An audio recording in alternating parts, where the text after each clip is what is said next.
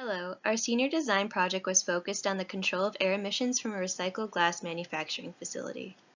Over the past several decades, there has been a push to reduce the amount of single-use products used globally. As such, recycling programs have been introduced, and many different ways to reuse materials have been proposed. One of these proposals is the use of a ground-up glass product called Positive, manufactured by Urban Mining Northeast, which can be used as additives in order to add strength and durability to Portland cement. During the process of manufacturing Positive, there is a significant amount of particulate matter that is produced and must be prevented from entering the atmosphere. The image here shows the location of the proposed Urban Mining Northeast facility in Beacon Falls, Connecticut. Since this newly constructed facility has the potential to emit concentrations of particulate matter greater than the national ambient air quality standards for at least one criteria pollutant, the facility is required to obtain a new source review permit. The cells outlined in red indicate the standards that the facility will control emissions to.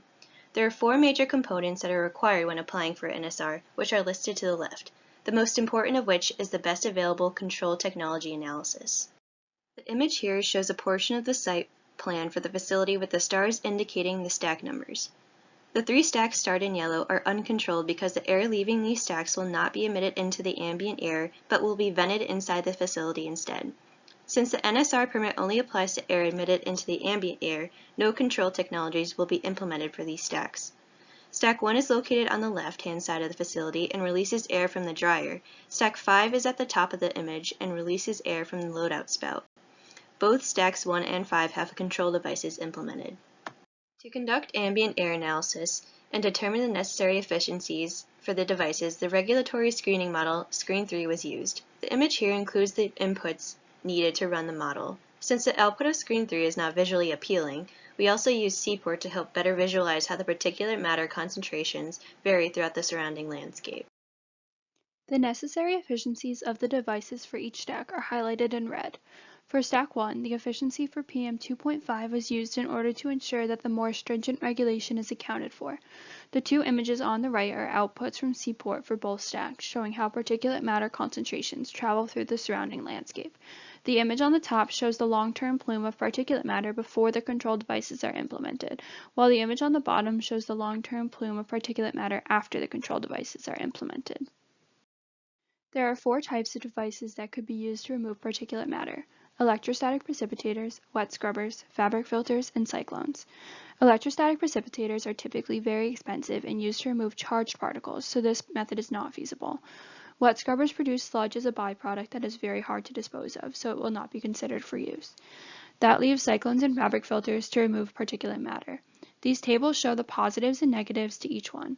Some of the negatives will be addressed in the design section. For Stack 1, a cyclone and fabric filter in series will be implemented. The cyclone design allows it to be 69.7% efficient, and the fabric filter is approximately 95% efficient, which leads to a concentration of particulate matter that is much lower than the NACs.